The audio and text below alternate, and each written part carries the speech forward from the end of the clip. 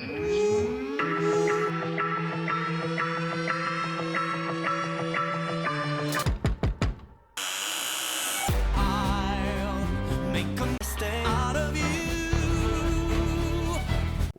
wakey. Welcome back to I'll Make a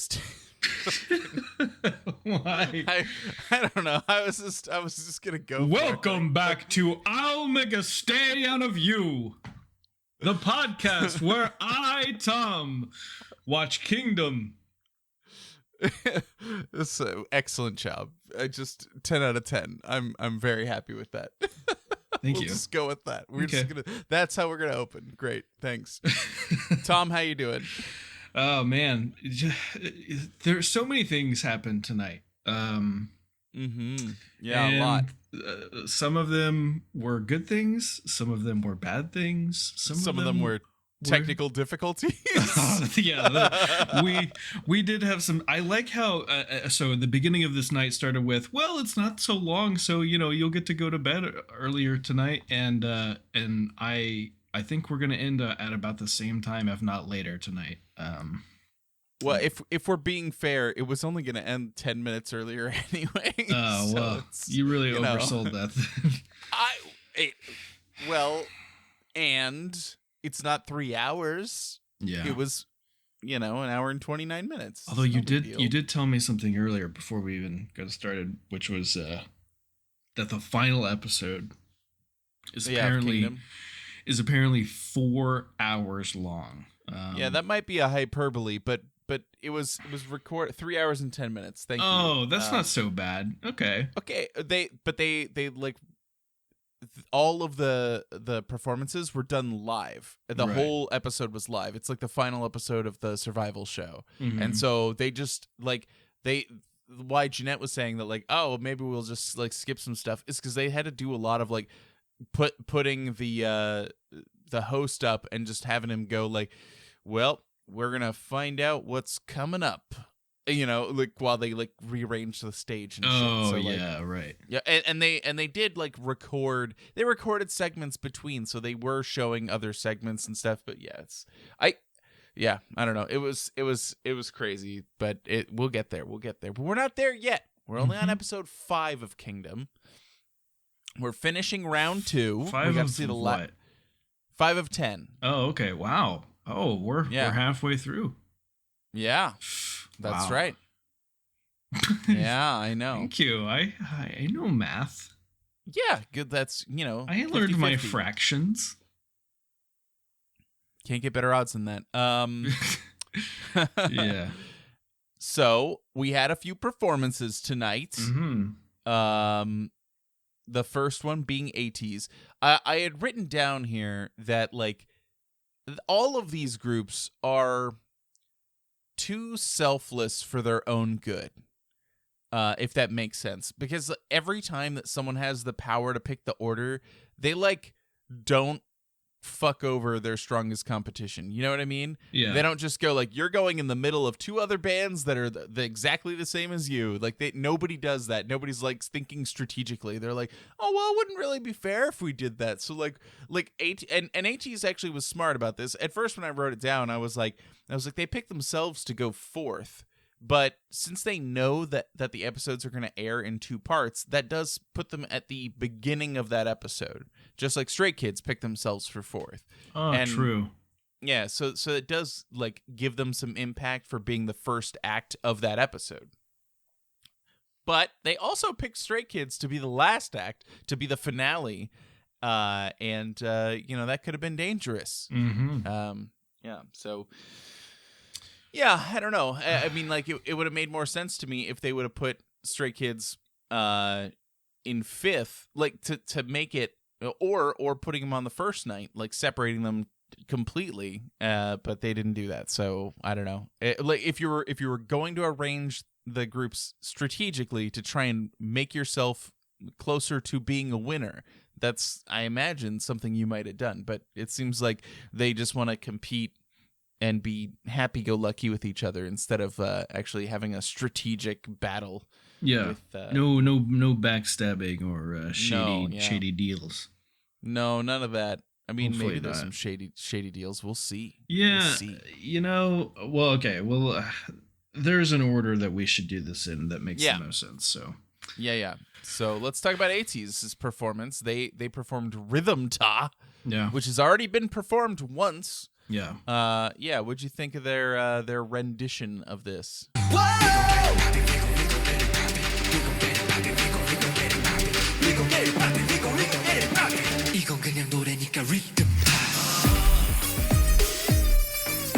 I thought that it was good. It was definitely a strong performance. I don't really have any major criticisms about it.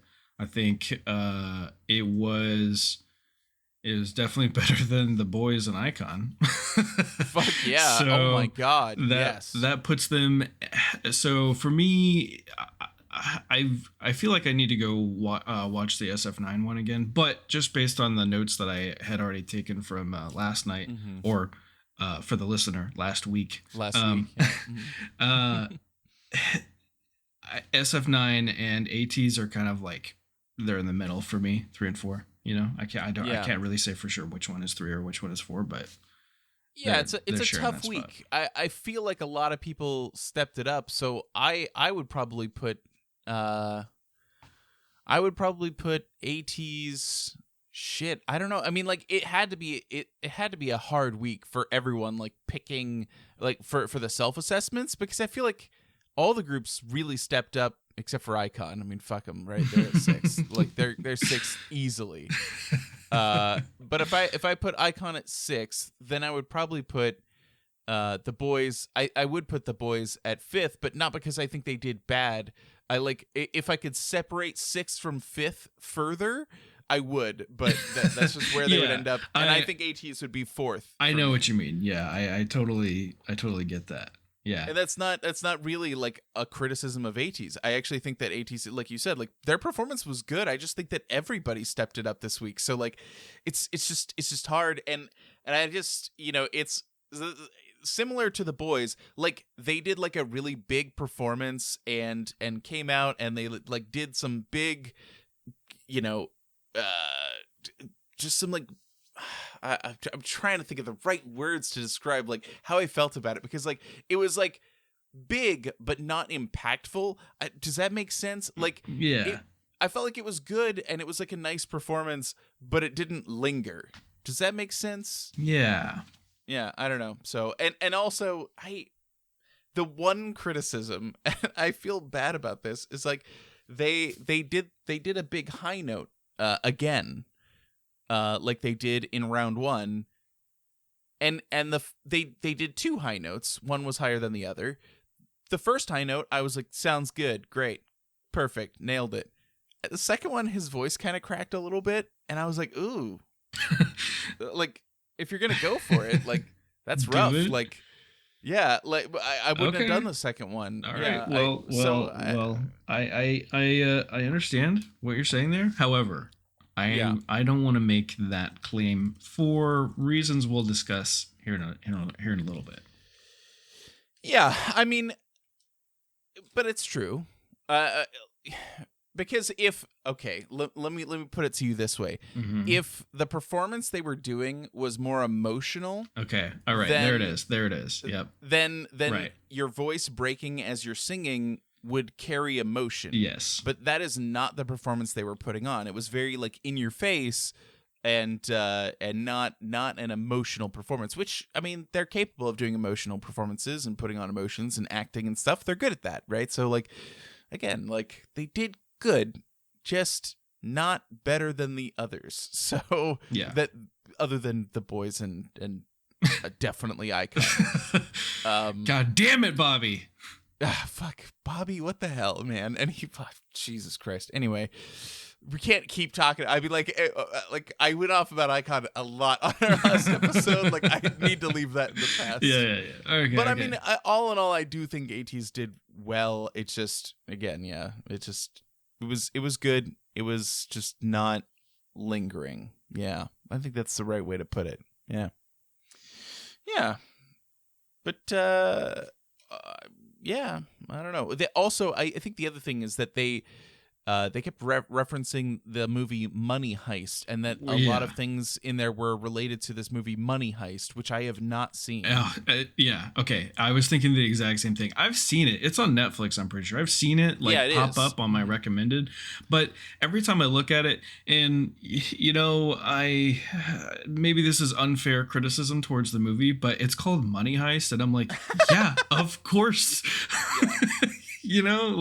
What a basic fucking name for a movie. So that's really the main reason I haven't watched it.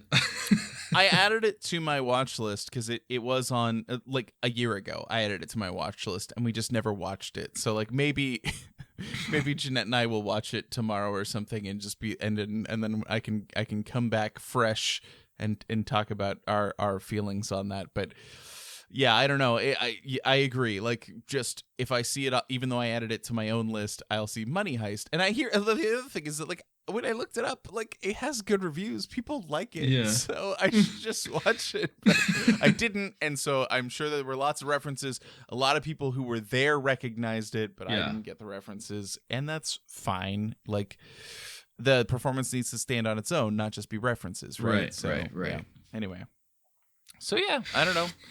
Ateez was fine, but yeah, that's all I have to say about Ateez. I literally we had a little break before we started recording, and even before we like watched the full versions without the commentary. And I went and talked to Jeanette for a minute, like while I was like grabbing some more water and everything. Mm-hmm. And I was just like, man, I am not going to have a lot to say about Ateez. On a similar note, when I was getting water, Anna like takes off her headset. She's like, okay, I want to understand this. And I'm like, I don't want to get into it. Actually, I'm about to get into it. Yeah. So yeah, I made another comment, and then Jeanette was like, "Wait, explain that," or like, "What do you mean?" And I was like, I'm gonna, and she was like, "Oh right, yeah, I'm about to go hear it." Yeah, okay, never mind. Yeah. So here we are. Okay, for Ateez, they're the ones with the hourglass, right? I mean, right. Yeah. So what's up with that? I don't understand it. Well, so they did the ending fairy, and like I feel like that's where it should have ended, and then they just do this weird cut where he goes over and breaks the glass and grabs the hourglass. Right. They're trying to connect their performances. Yeah. But it didn't. Like, I get that that's what they're trying to do, but it like the whole theme of this entire performance, other than at the very beginning when it played a little bit of the classical music from their first round performance, doesn't really tie in. It's like modern. There's like a heist going on. There's money everywhere.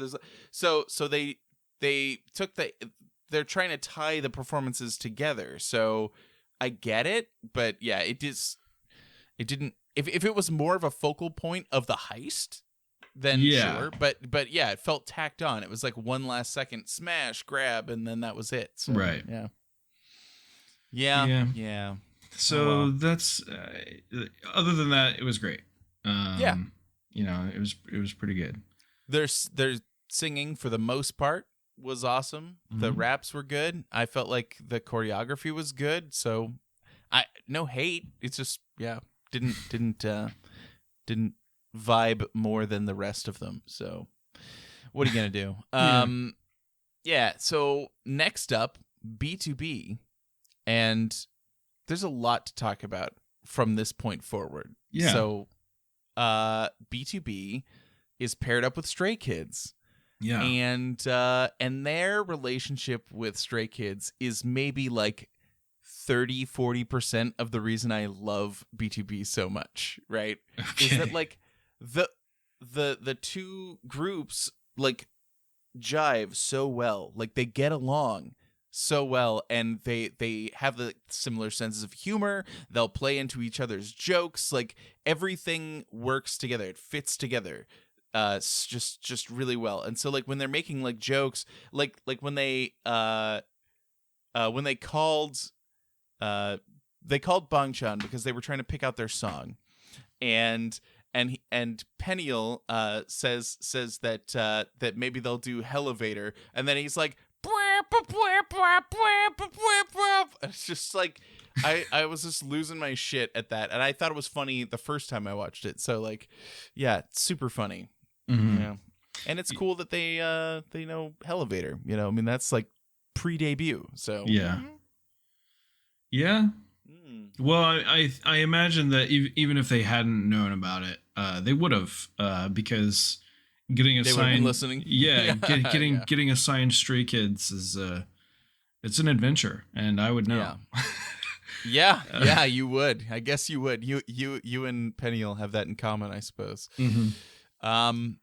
Yeah, it was cool. I think, and I also like when they showed them meeting with when they were talking with Stray Kids and they were asking their advice on what song that they thought that our boys thought that BtoB should perform.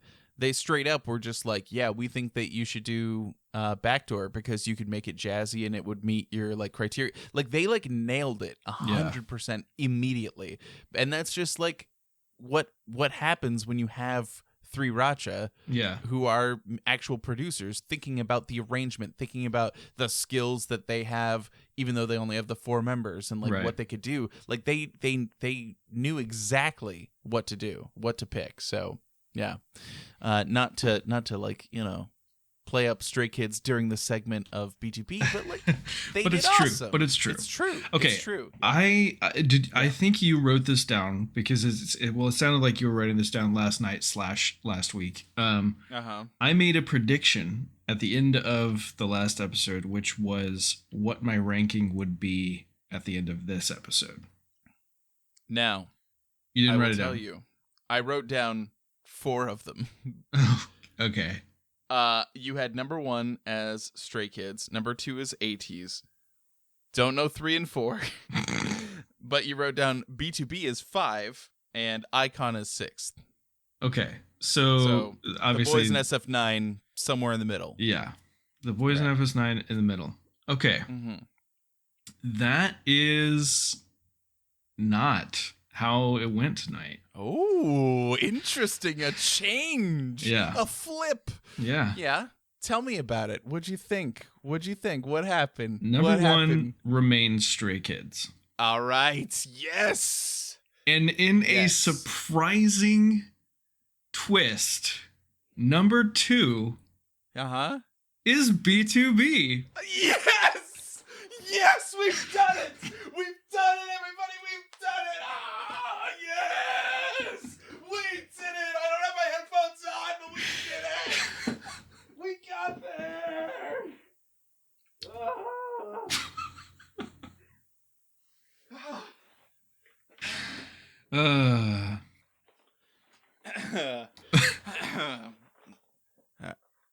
Sorry about that. Yeah. Yes. BtoB did very, very well tonight. They somehow, you know, they did more than just stand there and sing. And I'm really proud of them. I think I think getting assigned Stray Kids was like is what did it for them. Like having a Stray Kids song to you know make an arrangement and performance for made them realize like we have to sell this. Like we have to really fucking put in the effort and make it not like make it a BtoB performance, but make it, you know, a Stray Kids performance as well, because it is a Stray Kids song. And if they'd have gotten any other group, I don't think that they would have put in the amount of not necessarily effort, but like consideration. You know, I don't think. Yeah, if they had picked any other group, I don't think that they would have had to put in as much consideration, because they would probably have just, you know, like Stray Kids just stood there and sing.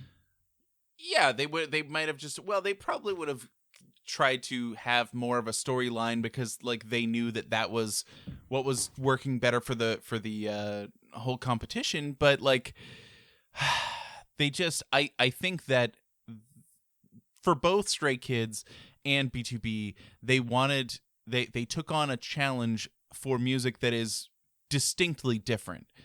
And so you're right. Like if they had picked, just if they had like The Boys, like how much of a change would they be able to, like, it would have been interesting probably. And I don't know what song they might have picked from them, but like, because Stray Kids and Three Rachas specifically love to experiment, there's this wide catalog for them to choose from of like varying genres and stuff that they could work with. And they could take a song like Backdoor, which is a bop and is funky as hell, and they can turn that into something that works for BtoB. And it's just, they did an awesome job with it. I was so proud of them. Stray Kids was super proud of them. So, and I'm super proud of you for liking it. I think it's also like there's so much to go into there.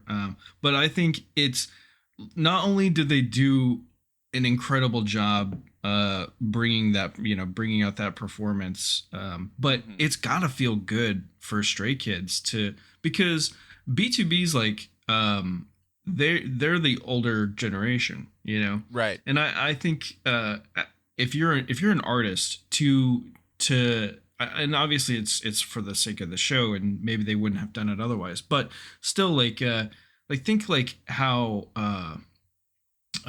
like Trent Reznor feels, for instance, having Johnny Cash cover Hurt, like, right, that's so fucking cool to have someone that you look up to and like one of your idols do your shit and do it well, Yeah. So gotta make the Stray Kids feel good. Yeah, I wholeheartedly agree. Now, I will tell you that last night, after we recorded last week's episode, I was talking to Jeanette and I was like, oh my God, I'm so worried that we're going to get to next week and Tom's going to hate the BtoB performance and not like Stray Kids' performance. And I'm so worried. And like, we were both like talking about how like stressed out we were that like, oh, what if he doesn't like it? Blah, blah, blah, blah, blah. And here we are.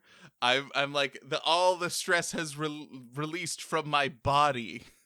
So I feel great. Yeah, they showed, I mean, there's only 4 members, but they were able to show such like different flavors of the song.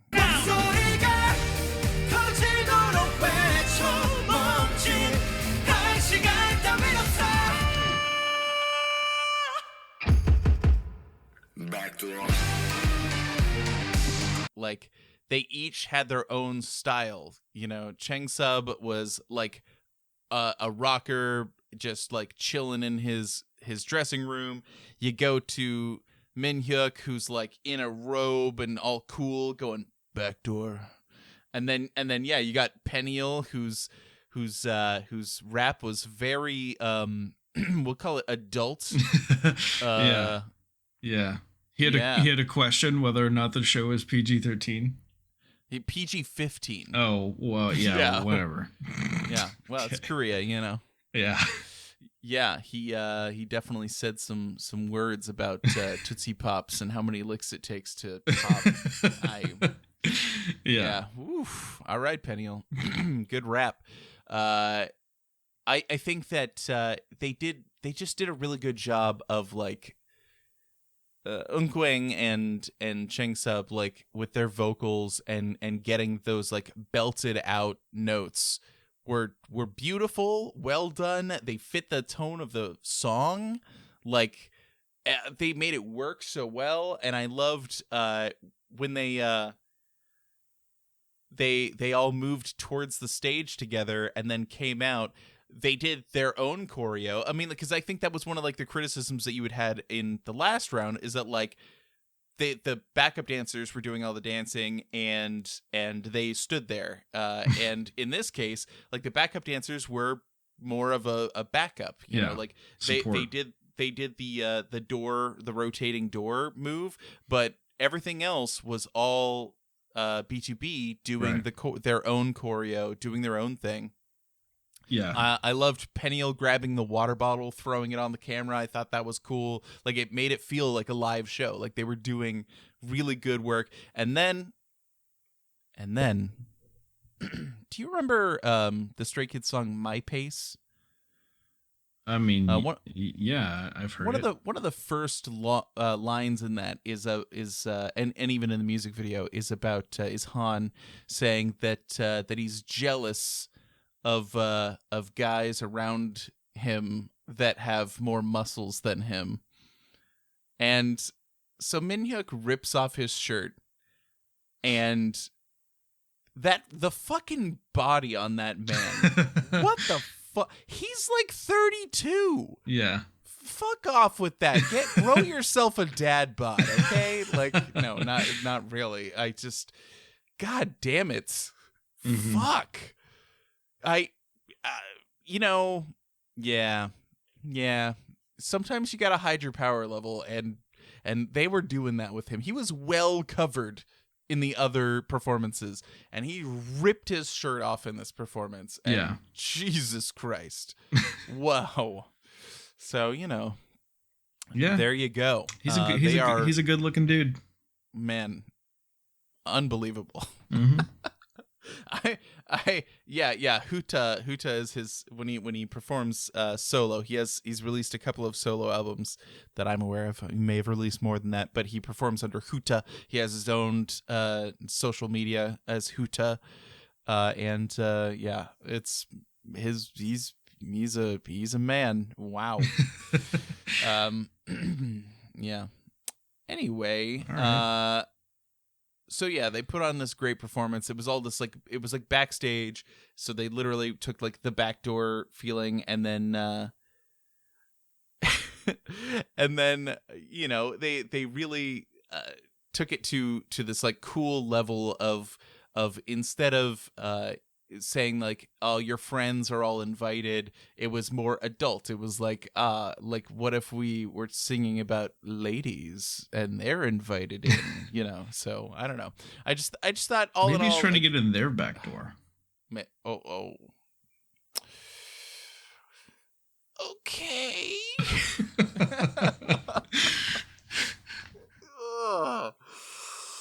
Definitely cutting that one. Anyway, yeah, so they did great, and I was so happy with their performance, and yeah, I'm just don't yeah, I have to leave that in. All right, shit, fuck, I have to leave that in. All right, I guess so. I would forget anyway. Yeah. So with that, it does bring us to the final performance of round 2. The finale. Stray Kids performing I'll Be Your Man. Baby,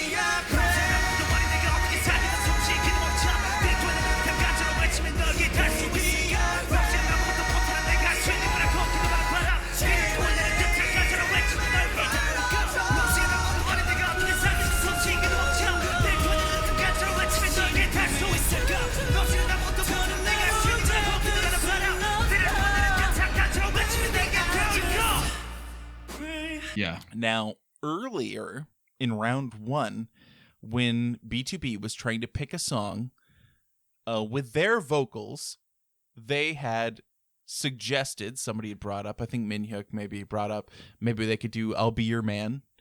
And Changsub was like, hell no, it's too high. We cannot do it. But Stray Kids, not only did they decide to do it, they decided to do it in the original key, because that's what they've been doing since Elevator. Yeah. I mean, like, you remember that, like, when they, in the survival show, when they first decided to do Elevator, JYP heard it and was like, why is this so high? Yeah. These are notes that girl groups rarely hit. Why are you up this high? But Bangchan knows that they can do it. So here we are, years later, and he's doing it again. Bangchan will not be defeated. He will go for the high notes every time. Yeah. Yeah. Nobody can stop him. No. Are you kidding? Yeah. So they decided to do I'll Be Your Man. You heard the original. It's quite different from the original. Yeah. Because they and they also made a point, like the whole like first half of the Stray Kids segment was just like, hey, let's just talk to 3 Racha. It was just all 3 Racha. It was like, hey, we've got 3 Racha, and they're going around to all the other groups being like, did you know that they produce their own music? And everybody's like, Yeah. what? And I think it was Ateez, I think. Well, so some of the members of Ateez said told each other that they've been producing all their music for the show, and which shocked everyone in the room that even for the show they're producing their own music. They've done every piece of their own arrangement and everything. So they're doing their own flavor, and it's something that nobody else is doing. And I don't think I think that's awesome, but I'm not sure that it gets reflected, let's say, by the quote unquote expert judges in this episode. So we'll talk about it. Well, let's. I feel like there's so much about there's some things we need to talk about before we get there. But I will say. I mean, I've always known that the Stray Kids are good, right? Yeah. But this episode in particular, I think, really solidified for me just how much better they are than every other group that I have been introduced to so far. Fuck yeah. All right. Why? Because they're doing way more than everyone else. They are producing their own music. They're doing their choreography. Like they're they're doing it all, right? Right. And apparently these other groups aren't. And then that, like, I don't know what his name is, but the guy from BtoB, I'm not discrediting BtoB, right? When I say this, but when he's in the room with the sound guy, like trying to find the knock or whatever, like, right. Bangtan wouldn't do that. He would fucking do it himself. You know, he's not sitting in a room with somebody else going, find me a knock. No, he's doing it. Yeah, actually, I was gonna say, like, he did that. He's the one who did that for that song. Yeah, he's literally the person who did that. So yeah, so you're not wrong. Yeah, I feel like other groups, if they want to get on Stray Kids level, they need to realize what Stray Kids is doing differently. You know, which is apparently everything. From what is typical in the K-pop industry. You know, they're doing everything themselves. Obviously they have help and backup and advice they have staff from their company. They have teachers, they have a choreographer that works with them, but like Lino is the dance leader, and so the choreographer is like, okay, here's what the choreo is, and then Lino is the one who makes sure it's perfect. You know, and then they bring it back and show the teacher to make sure that if anything needs to be fixed or changed or whatever, right? Like, so like that's like the method. If you don't listen, you get put in an air fryer for 20 minutes at 180. Is it 180 degrees? Yeah. Anyway. Yeah, 180. There you go.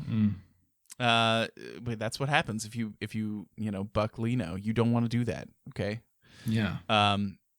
There's a moment that people use all the time from this episode, which we'll talk about towards the end, that people use as a reaction, like a screenshot for a reaction. Yeah. And I'll tell you about it once we get to that. But okay. So they heavily focused on 3RACHA and how 3RACHA produces, and they even had like a segment where 3RACHA met with Peniel and Yunkwang from BtoB, and they like traded like secrets about what song they were doing, and like each of them played like 1 second from each other's song, and they got to pick how far into the song. It was just like a fun moment, and just again cements like how much I love the relationship between Stray Kids and BtoB. Yeah. That they get along super well, and they just vibe. Like, I love it. I love it, love it, love it. The more they hang out, the better, as far as I'm concerned. Mm-hmm. But moving on to the actual performance. Let's talk about. Wait, no. Oh, what? I forgot. There's more to their background segment. Okay. Okay. The rest of the members went to a shop where they got to make rings and I want to point out to you that they specifically said that they wanted to make these rings while thinking about people who are important to them. And the people who are important to them, they said, are Stay and the members. So they took these rings before they were formed into actual rings and stamped, the letters for Stay on them, and then stamped names for each of the members, so they would each have their own ring. Okay, and eagle-eyed viewers will notice they also stamped Stray Kids. Well, they did stamp Stray Kids, but they stamped 8 rings, not 7. Ah. Yeah, because you can literally see that Felix is wearing 4 of them, and another, I think Lino was wearing the other 4, or maybe it was Sungmin. I'm not sure. They were on the other side. You know me. I'm staring at Felix. Sorry. But they were both wearing 4 rings, which is 8, not 7. Because there are 8 members of Stray Kids. Right. This will come into play. Okay. This will come into play further as we talk about the actual performance. Okay. So the performance begins. The vocals are incredible. Sungmin just comes out first, blows it out of the park. His vocals are incredible. Mm-hmm. Incredible. The most frustrating thing about me editing this episode is that I will not be able to play the entire song on our podcast. Yeah. Because every part of it is so good. Okay? His vocals are amazing. Then he hands off the bouquet of flowers to Han. Oh, and he's approaching a statue. Now, if you were paying attention, very close attention, Tom, you might have noticed something about that statue. Did you notice it? I didn't. Was it wearing a ring? It was wearing a necklace with the 8th ring on it. Ah. I see. So, they made a song about somebody who's gone, and that at a performance, not a song, they didn't make the song. I mean, they arranged the song. They made a performance about somebody who's gone missing that they would sacrifice everything to bring back. That is the story of this song. I see. So, they hand off the flowers. Han, amazing, beautiful vocals, surprises everyone. Because people think, hey, I thought that guy was a rapper. No, Stray Kids can do everything. They can do everything. Don't get it twisted. Everybody is everything. And he hits that, he drops on his knees, like perfectly on beat. That was beautiful. Had to hurt. I'm sure he's not wearing knee pads. They're destroying their bodies for us. They're sacrificing everything. Yes. Yeah. And then your main man Changbin comes out. Okay. And this is like, he's rapping. It's very like guttural. It's very Changbin and emotional.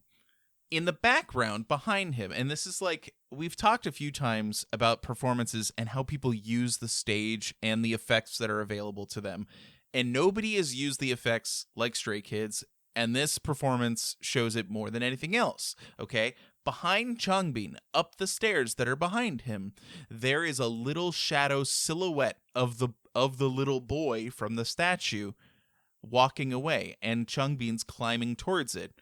And then jumps off.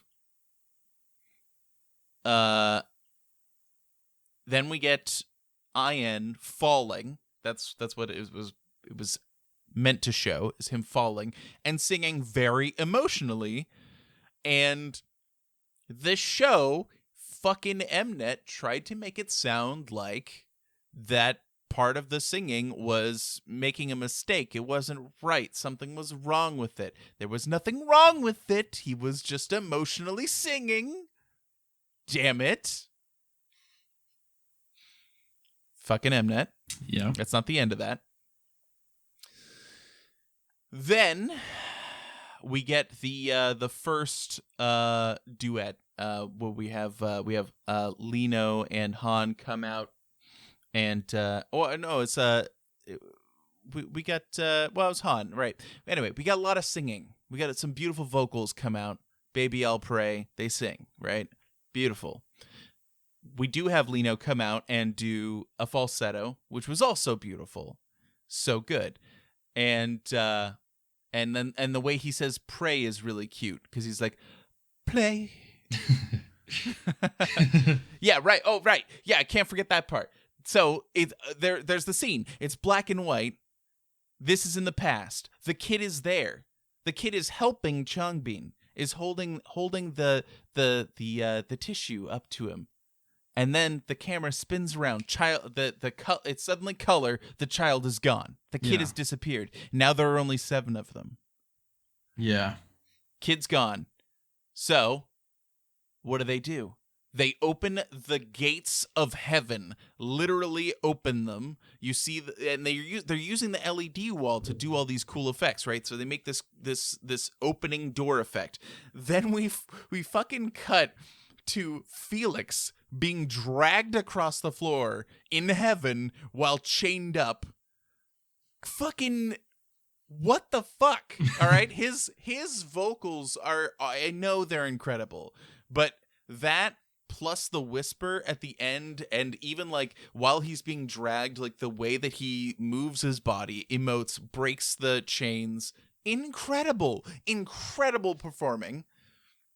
Then we get Han battling angels, knocking them down, walking across. Changbin comes out with the biggest knife I've ever seen in Korea. It's like 3 times the size of the knife that SF9 had blurred out. Yeah.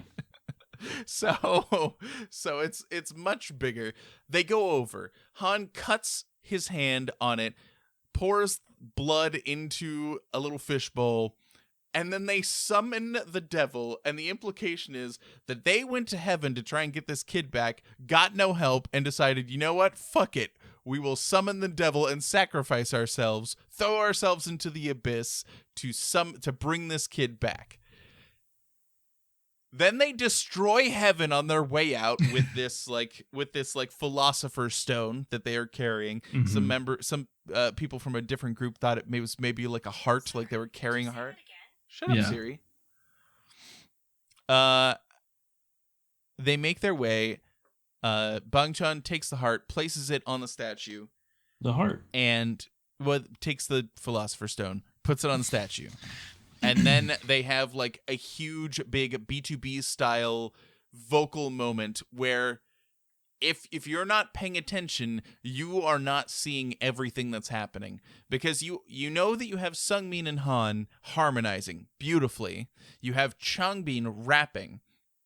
Then while Changbin is rapping, Ian comes out and he's singing his part, which is very emotional, which takes us to like the end of it. But in the background there, Bangchan is singing crazy high notes, and I feel like it gets missed. If you're not watching Bangchan while he's singing it, you may not notice it, but then once you do, you will never unhear it. It's beautiful. Mm-hmm. His voice is coming through so well, but because they're all blended together in this like beautiful like vocal melody, like it all ties together and it's awesome. It's so good. And of all the performances in Kingdom, when I'm like, I'm in a mood where I'm going to go watch Kingdom performances, this is the one I watch first every single time, without a doubt. Yeah. So, it's great. Oh, and I didn't actually even make it to the end. They all die. They fall down and die. Bangchan being the last to kind of crumple down and be on his knees. And then the little boy is back, comes and hugs him, and the statue behind them is gone. Right. It's so good because they brought him back. Yeah. And it's all stay very aware that this was all a reference to Hyunjin being missing, being the 8th member, the 8th ring, being somebody who's important, who's a member, who is not there, and that they would do anything to bring back. So let's talk about the scores for this episode. Well, first, I want to talk about Ian. Yeah, yes. Okay, yeah, let's talk about it. So, Ian is very upset at the end of this because he feels like he made a mistake. And I can understand, like, if you want to do it perfectly, like if you've practiced and that's the execution that you want, obviously you're going to be upset when you don't Right. do it. But having said that, the part that he quote unquote messes up on, it fucking works. It Right. is so good for that to happen in that moment that it doesn't feel like he's messing up, right? It is like an emotionally charged part of the song. And so like not hitting that high note or cracking your voice or anything like that is so appropriate for that moment that he didn't need to be upset. Yeah. No, I agree. They're literally about to die, sacrificing themselves to bring someone back. It makes sense for it to be this emotional moment. And when they practice it in the studio, they're like, we want it to sound the emotion. Use your breath and put it out and all of this stuff. They're trying to actually make it feel emotional, and that's how it comes out on the show. So what the fuck is the problem here? Right. But he didn't do it. He didn't do it. And No. they are perfectionists in that way. Yeah. So I can understand him being hard on himself. There's two things that happen following this in reference to it too. Number one, Bang Chan's awesome because Yes. you know he's the consoling leader, and he He's the says best leader. there's this line right that he says, and it's like everything about it, the words that he chose and his delivery, like make it the best thing that he could have said because he's like talking to him and he's using like a regular kind of voice. I mean, they're kind of quiet because it's just them and they're kind of like they're probably like hugging, right? They're not even on camera. Yeah, they're not on camera. We just hear the audio, right? They're not on Right. camera.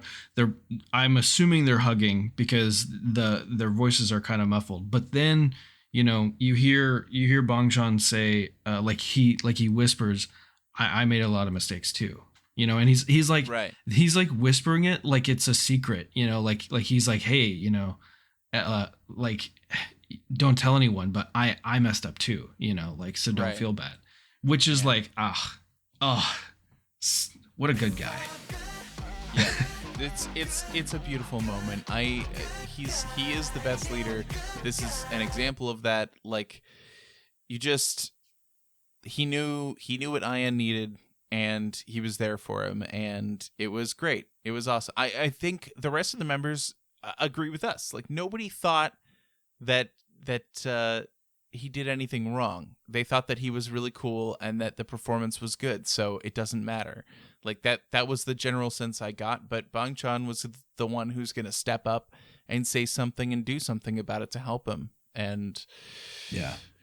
now fuck Mnet. Now, yeah, okay. So then the next thing that happens Yeah. that is fucking bullshit is this okay, maybe it's not the guy, right? Maybe it's because he's reading a fucking card or whatever, but he Right. looks straight at fucking Ian and says, Oh, do yeah. you think something went, or like, do you think you executed it how you prepared or some shit like, I don't know, Right. man. Yeah, I that was like, during the actual score reading. Yeah. I thought you were going to talk about they locked Ian into a confessional alone and made him cry on camera while trying to get him to talk about like the mistake and how he feels bad. Like they literally had him not being where he could be supported by Bang Chan and everybody else. They had him like trapped in a confessional and just sat there and showed him crying to the point where he was holding back like big sobbing man tears. You know what I mean? Like, yeah. It was cruel. It was cruel. And then to follow that up with after he's finally calmed down and all the groups are together. It's not just Stray Kids by themselves. It's not in a confessional room. Everyone's together. All the groups are there. And they're like, hey, Ian, you specifically. Right. Do you think that it went as well as you practiced? Right. I was like, fuck you. Fuck Mnet. Fuck this shit. And that was also the general sense of Stay at the time when it aired. So Yeah. I'm glad that was your reaction because that was everyone's reaction. Yeah, when he like asked it specifically at Ian, I'm like, fuck you, man. Like ask and it's the wording too. It's like specifically like it was pointed at Ian, Right. not Stray Kids, right? And Yeah. it's like, you know what you're fucking doing. But good on Ian for being like, no, fuck this shit. And he turned it around and made it a question about Stray Kids, not him, you know? Right. Yeah, exactly. Yeah, he looked back to get the advice from everybody else. Yeah, they did use Ian crying as the teaser for like it was played up a lot that like there was this like big mistake and Ian was going to cry and all this stuff. Like they milked it for everything, and yeah, frustrating, very frustrating that's what we had to go through watching it happen. And then we got the ranking from the so-called experts. So-called experts. The thing that I told Jeanette, I mentioned this earlier, that when I went to go get water, I said something to her, and I was like, one of the things that I wrote down was that I put experts in quotation marks. And that's what she wanted to know about. And I'm like, yeah, we're going to talk about this because, man, fuck them. Yeah. Fuck them so hard on this one. I don't understand. Okay, so let's break this down. The judge's evaluation is Ateez number 1, which yes is fair. Okay, they did good. They did fine. Yeah. I don't think they deserve number 1, but I will say that is an okay assessment. From an opinion, right? Yeah. From an expert's point of view, Ateez did do good, but then we have in number 2 the boys. The boys, yeah. Mm-hmm. What? What do they do? I don't know. They messed up the fire. They did that. I don't hold that against them. Whatever. The fire. I don't hold it against them, but like I don't know. There's. And then number 3, some fucking how, is Icon. God, fuck. Now, which really clues you into like, excuse me, if you could watch Bobby like not say most of the words, not really perform it great, mess like. I don't know, like, how can you watch Icon's performance in this specific example and go, yeah, you know what? That's our number 3. Right. Like, fuck you. Come on. So, if you are listening to this episode of the podcast and have not watched Kingdom and have not done any research into this, then you'll understand the frustration that we have in that we've so far named off the top 3, and Stray Kids isn't in that list. Some fucking how. Number 4 is SF9, which for this group, I mean that's fair, right? I mean SF9 did good. They were good at performing their thing, but like the top 3 and the bottom 3 should be flipped somehow. You know what I mean? Like, yeah. SF9, I think number 4 is like a good place for them. I put them at 3 or 4, so yeah, that's fine. Number 5 is BtoB, which I would agree with last performance. Right, yeah. What performance were they watching? So I don't know. I you know what it is? It's probably this this like older, these so-called experts are these fucking old fucks that can't get with the times, you know, and so they see Stray Kids performances and obviously, you know, BtoB's interpretation of a Stray Kids performance, and they're like, nope, that's too whatever, you know, for me, because we're old and we're set in our ways, and we like when people do it the way that Icon does it, which is shitty. But yeah, BtoB was too sexy, and Stray Kids summoned the literal devil. Yeah. Oh yeah. So they get bottom ranks. I guess. Yeah. If Korea is real hard into Catholicism, then probably summoning the demon because God didn't help you is not the way to go to win their hearts. But that is not a fair expert assessment. Yeah, that is of the actual performance. That's like making a judgment on morals or whatever. Like, it's not the same thing. Yeah. So So yeah, fuck these so-called experts. You're not you don't know shit. You don't know what the fuck you're talking about. Because if you did, you would know that Stray Kids is the best. Not in like that's not that's not like my opinion, man. Yeah. You know? It's true. It's 100% accurate. I don't know. It's crazy. Fuck these people. They don't know shit. This was the general, like, at the time, I remember there being a lot of controversy in Stay because they were like, okay, like, they're literally using this episode to gin up controversy and drama for the show to like get more eyes on it. Mm-hmm. Like that's what they're after. As Mnet wants more people watching the show, and if Stray Kids just ran away with it and was first place every time, then There'd be it no wouldn't drama. be interesting. There'd be no drama. Yeah. And so instead they're like, let's make the little boy cry and let's why don't we put Stray Kids in 6th place? That's I gotta don't be know what that happened. there's that much of a conspiracy. I don't know that it's that much of a conspiracy. There is. There has to be. And even Chongbean fucking called it too. Like when they were sitting there and they announced, or they showed that fucking Stray Kids is 6th. He says something, right. I forget what it is. Shit, I should have written it down. But he was like, I think he said something like, so that's how it's gonna be. And I'm like, yeah, apparently, like this is fucking rigged, man. You know? Yeah, it's pretty crazy. I mean, I think that they're going to talk about the feedback that they got from experts momentarily.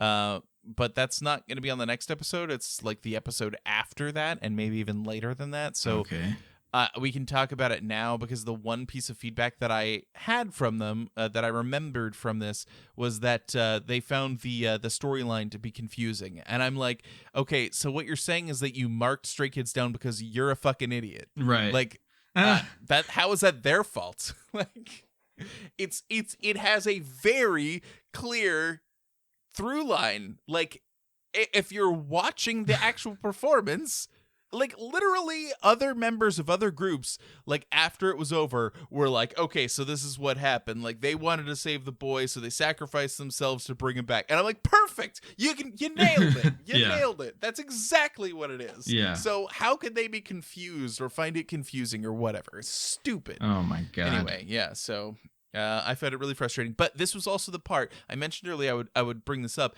is that if you go back and watch the members' reactions when they find out that they were marked in 6th place, all the members are like, dejected and sad and the various kinds of emotion. I think Bangchan has his head hung low, but Lino is just stone cold fury staring forward.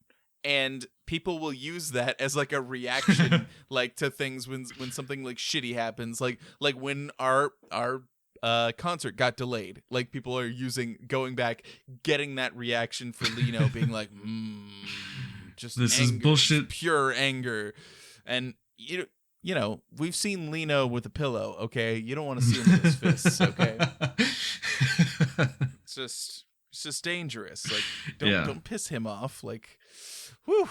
Yeah, it was good. I at least loved that part. Yeah. And at least the overall rankings. But it's bred from bullshit, so. Right, yeah, true. It was interesting. There was a little bit of drama there because the experts had in 2nd place, but they got no votes from any other group. So they actually fell to 6th place. From the from the combination of the self-assessment. Right. So Stray Kids moved up a spot to 5th place, and you know what? I'm calling it. Yes, that's it. I'm calling it. Okay. Stray Kids probably got 1 vote, and that vote had to be BtoB. Yeah. 100%. BtoB voted for them, and I love it. Yeah. This is 100%. But that is also baffling to me that only BtoB would vote for Stray Kids when. I don't know, when they're doing the which I hate, the assessments. No, not the assessments, the cuts to the other groups reacting as the performance is going on. every single time there is like strong emotional response from every other group about the Stray when Kids Stray performance. Kids is performing, Like, literally like jaws on the right, floor. they're everything that they're doing. always just like amazed at everything Stray Kids is doing. So what happened this time? Did Mnet like bust in and they were like, you can't vote for Stray Kids, we need to create drama, you know? I doubt it, but I would love to see the votes. You're right, I would love to see the votes. I mean, the thing about it is that Should we call for a recount? no. I don't think it's necessary. It's just that like we had said, it's hard to choose, right? Because they all stepped up their game in different ways. Like every group did somewhat better. But like, because like if you think about it this way, right? I imagine the most fucked up part is that SF9 didn't vote for the boys. That's the most fucked up thing, because you have to imagine that everybody who like traded songs like put one vote towards that group, right? Like if you traded songs, you put one vote to the person you traded with. I imagine that's how it went, except SF9. They were like, nah, man, the boys didn't do that justice to O Sole Mio. We're voting up Ateez, you know, like whatever. Like it just, ouch.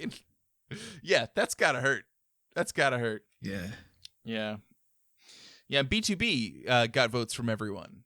Yeah, which is good. Because they definitely earned it. They made a huge round turn. Yeah, I think what if we think about it, like they said that they calculated the points and that all the other 5 teams had to have voted for BtoB. So I think we can pretty clearly delineate here and say that BtoB voted for Stray Kids, Ateez, and what, SF9 was probably their 3 picks, right? Because of the way that everything had, shook out at the end. We know that nobody voted for the boys, so they can't vote for themselves, and they can't vote for themselves. There's only 5 votes that you can get for yourself, right? That's like, so yeah, it is interesting that would be the case. Yeah. I don't know. I think that's interesting. Yeah. And I think the boys and iKON didn't deserve any votes. Correct. No, I agree. I don't know how they got any. It was like if the boys was going to get no votes, then iKON didn't deserve any votes either. Right. Like exactly. That doesn't make any sense. So I think so one of the issues that I think is always going to happen, even when it comes to these so-called experts, and especially during the self-evaluation, is there is going to be a bit of emotion in your vote rather than real criticism or real like a technical evaluation perspective. You know, so maybe iKON is getting votes just because, you know, people are like oh, I love iKON, you know, iKON, right. they're so iconic, you know. And so the performance isn't what they're voting for. They're voting for how they feel about the people, you know. Did you know that the fandom for iKON are called Iconics? I did not know that. Yeah, well, now you know. Okay. Okay, anyway. I don't know how you can remain an iconic when Stray Kids exist, but yeah. I guess go shit. for it. They're different. They're very different. So, I mean, clearly. Yeah. Stray Kids are actually I don't know. good. I think that's true, and then I also think that, you know, SF9 got a ton of votes because of course they did. Like, even though we had criticisms of their performance, the improvement that they've had between their last performance and this one was crazy. Like, it was a huge difference. Yeah. So, look, part of it is a lot of the members were around to practice together. I'm just putting it out there that, like, maybe the reason that they didn't do well on that first round was because, like, they were all fucking separated, and in this one they all stayed together a little bit more. Yeah. At least as far as the show told us. Maybe they were because that's the thing is like when you watch enough reality TV, right? You get a sense for like, is this the producers and how they want to tell the story, or is this what really happened? And so they may just go, well, in round 1 we told the story about how SF9 wasn't all together, and so like maybe that contributed, whatever. And so they just want to tell a different story for SF9 in this round, and that it's totally reasonable that is what happened there. So yeah, I don't know. It's kind of hard, but whatever. Like it's a show. We're gonna go by what is written on the page, okay? Yeah, not what we suppose.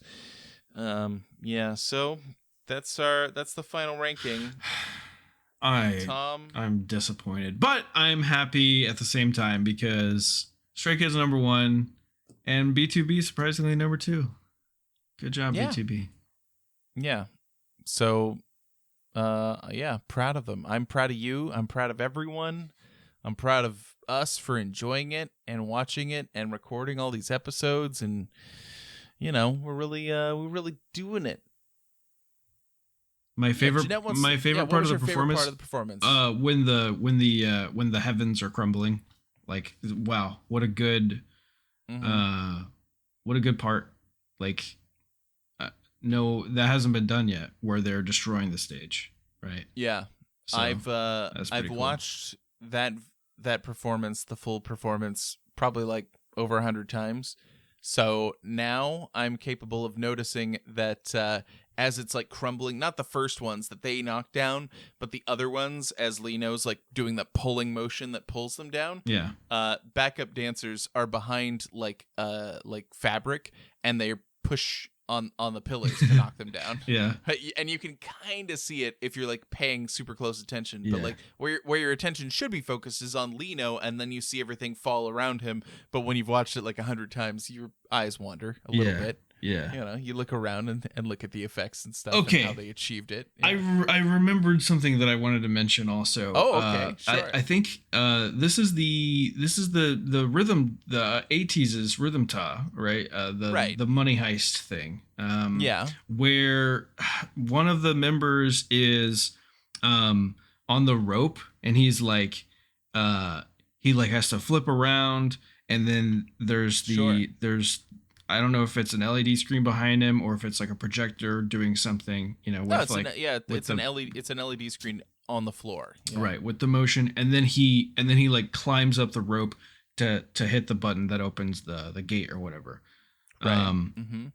That was perfect. The camera work, the LED effect, him, doing the like making it seem like he actually is climbing up this rope, that was done exactly how it should have been done in all the other times that they try to do this, sort of camera panning and like make it seem like motion is happening when it's not happening, right? Yeah. They did that well. Right. And like this is a callback to the other ones, to the other times that they've tried to do this, whether it was the production crew or not. Take that as an example of how it should be. Well. Right. Yeah. I mean, you could. The other example in this same episode was IN falling down, where they had like the camera effect, and the LED screen behind him showed like things moving to make it look like he was falling. Right. Like that. They also used the effects and the LEDs to achieve a story motion and motion. Yeah, exactly. So like. And they didn't... Without ruining it with the camera. They didn't ruin it by moving the camera up and being like, this is how we did it. See? Yeah. This is what we did. Yeah. So, yeah, it was good. Yeah. All right, well. That's... Yeah. So, thanks for coming along. I like how next week... the bottom of my notes is literally in all caps. What the fuck, judges? Oh, yeah. Next week... when we are watching Kingdom again, we will be watching Field Day. So it is not a performance episode. They are going to be just doing silly shit. It's going to be fun. Field Day. Yeah, it's field day. They literally are going to go out and do a bunch of competitions and just be silly together, and it's super fun. It's a really fun episode. I'm so happy for this. Come on. No, here's the problem. Here's the problem. And it has nothing to do with what's going to happen. And I'm sure it's going to be a great video and everything. But the problem is that I'm in the Navy, and we use a phrase in the Navy that refers to cleaning, like deep cleaning. Like you fucking get buckets of hot water and soap, and you scrub, and you try to like get spaces that have no business being as clean as they want them to be, and you can't fucking get them there, but you got to spend the next hour and a half fucking doing this shit for no fucking reason because you have nothing else to do. And you know what that's called? Field day. Field day? Oh. So it's more like field day when you're in elementary school and you're just having fun and doing obstacles and stuff. Yeah. I don't know. You'll have fun. You'll enjoy it. I'm sorry it's called field day. Sorry to inform you about it, but it's gonna be a good episode. You're gonna love it. It's gonna be fun, and everybody's gonna have a good time. So, I'm looking forward to it, and it'll be good. But then the week after that, it's back to the competition hardcore. We're gonna be all up in it. So, I said that this is the performance that I always return to first, but we still have not got to my hard to say favorite, but I'm going to say my favorite performance from Kingdom. So look forward to that. You still have good performances ahead of you. Good. I mean, I know you're not surprised, but as far as Stray Kids goes, I'm not surprised. For the other groups, Ateez, they're doing good. And SF9, they're doing all right too. And BtoB, wow, they're turning it around. I'm looking forward to seeing them not just stand around and sing anymore. It's gonna be so good. Yes, I'm really excited. There's a lot of PTSD. Yeah, dealing with it. Anyway, thanks for coming along with us. Thanks for listening. You can find all of our links on our link tree. It's linktr.ee/makeastaypod. No, just make a stay. Sorry, you're right. Shit. Let me try that again. I will edit this. You can find all of our links at our link tree, linktr.ee/makeastay. Don't laugh at me. Good job. I'm proud of you. Yeah, thanks. And we'll see you on the next one. Okay, bye-bye, everybody. Bye-bye. Bye-bye. Bye-bye. Bye-bye. Bye-bye.